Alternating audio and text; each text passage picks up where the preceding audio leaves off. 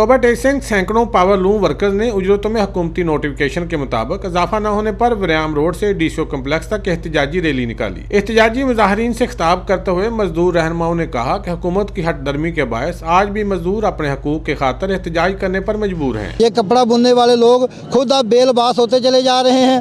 इनके लिए 2 वक्त का खाना जो है वो मुयस्सर नहीं हो रहा। वो बड़ी मुश्किल से अपने बच्चों का पेट पाल रहे हैं।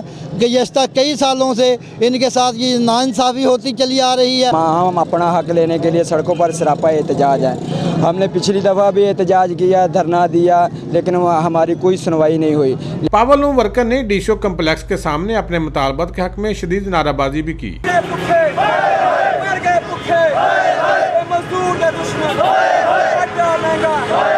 मुजाहरीन ने मुतालबा किया कि उजरतों में इजाफा, सोशल सिक्योरिटी कार्ड्स में दीगर सहूलतें फराहम की जाएँ, वरना जिला भर में सड़कों पर धरना देंगे। कैमरा मैन रशीद अंजम के साथ सुल्तान महमूद, टोबा टेक्सिंग।